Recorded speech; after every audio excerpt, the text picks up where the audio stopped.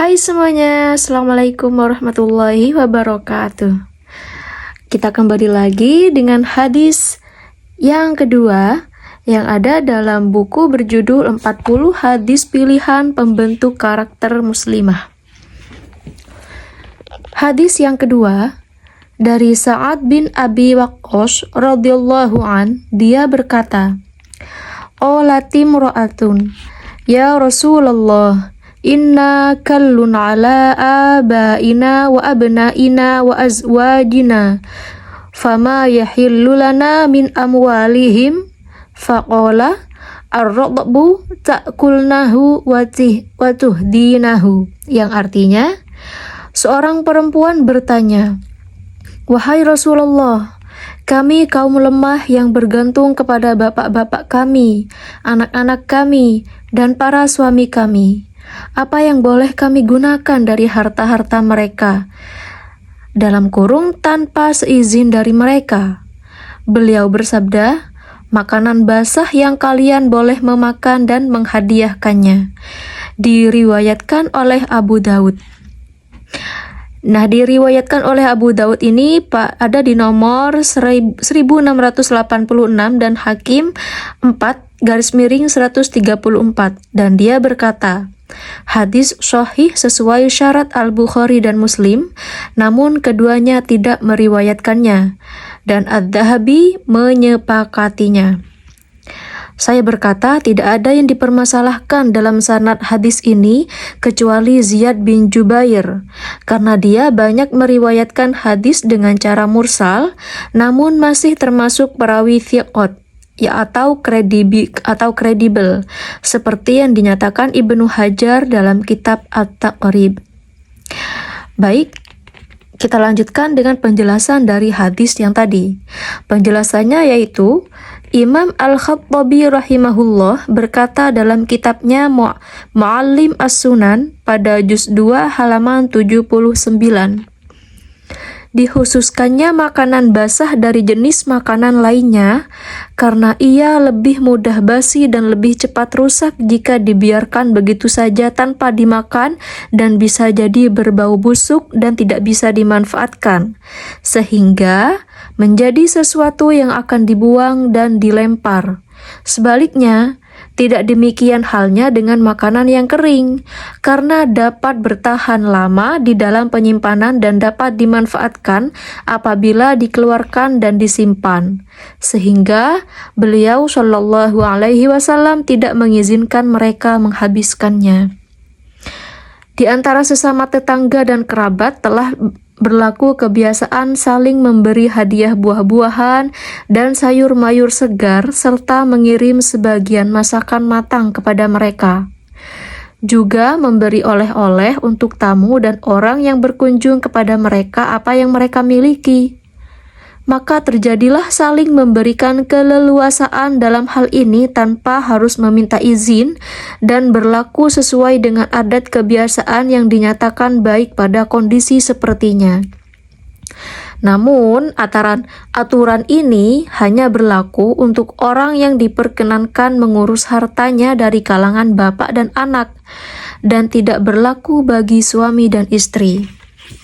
Hal itu karena kondisi hubungan antara bapak dan anak lebih longgar dan tidak butuh perhitungan ekstra teliti dalam mengembangkan harta perserikatan, dalam pembagian di antara keduanya, dan hak bagian yang ada antara keduanya.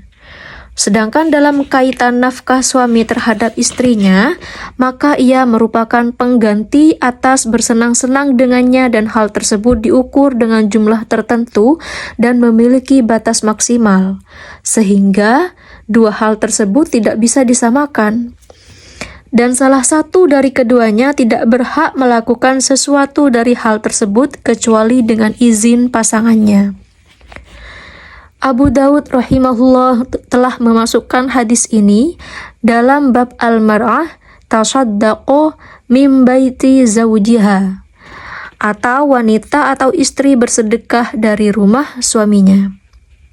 Asy-Syan'ani dalam Subul As-Salam berkata pada juz 2 halaman 279 bahwa Ibnu Al-Arabi berkata, ulama salaf berbeda pendapat dalam masalah tersebut.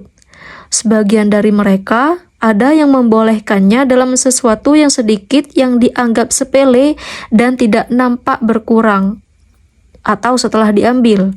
Dan sebagian dari mereka ada yang membolehkan dengan syarat jika suami mengizinkannya, walaupun dengan ucapan izin secara global. Saya berkata, sebab perbedaan pendapat ini adalah adanya hadis-hadis yang membolehkan wanita bersedekah dari harta suaminya atau hadis-hadis yang melarang hal tersebut. Al-Hafiz Al-Iraqi rahimahullah menyampaikan satu perkataan bagus dalam memadukan hadis-hadis yang tampak bertentangan tentang tema ini. Seperti hadis Abu Umamah Al-Bahili radhiyallahu an yang diriwayatkan At-Tirmidzi dan Ibnu Majah.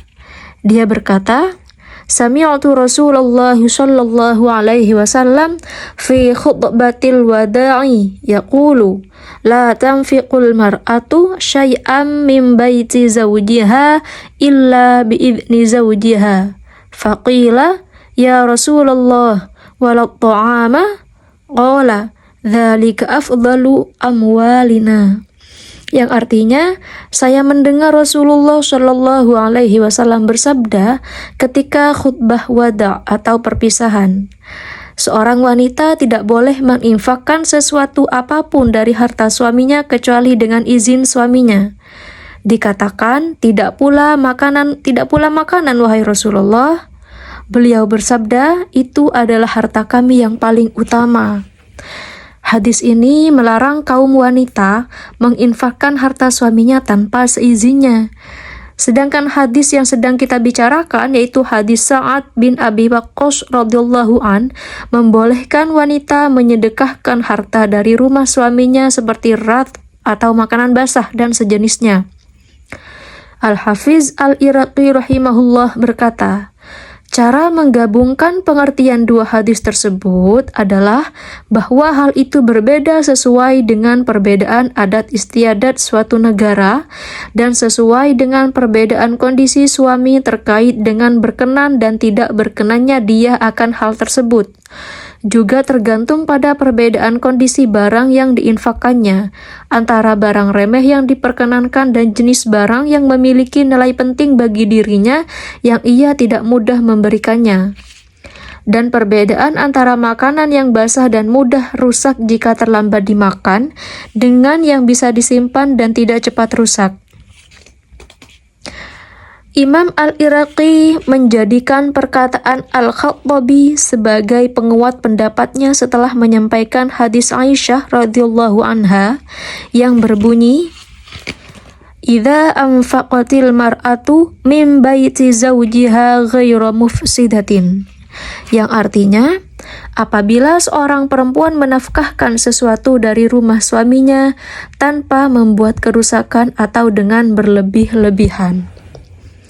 Perkataan ini mengarah pada kebiasaan penduduk Hijaz dan penduduk negeri lainnya, bahwa pemilik harta terkadang mengizinkan istri, keluarga, atau pembantunya untuk menginfakkan sesuatu yang ada di rumahnya berupa makanan atau lauk pauk dan sejenisnya. Dia memberikan kebebasan kepada mereka dalam bersedekah dari hartanya jika ada orang yang meminta dan tamu yang berkunjung. Maka Nabi Muhammad Shallallahu Alaihi Wasallam menganjurkan untuk mempertahankan dan membiasakan kebiasaan baik ini serta menjanjikan pahala bagi pelakunya. Namun bukan berarti seorang istri atau pembantu boleh bertindak sendiri mengambil sesuatu yang tidak diizinkan pemilik harta dan tidak diberikan kebebasan bagi mereka berinfak darinya. Bahkan beliau khawatir jika itu dilakukan, maka mereka akan mendapat dosa.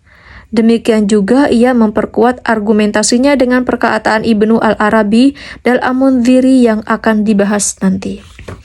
Sekian hadis kedua kali ini. Kita akan berjumpa lagi di hadis ketiga. Wassalamualaikum warahmatullahi wabarakatuh.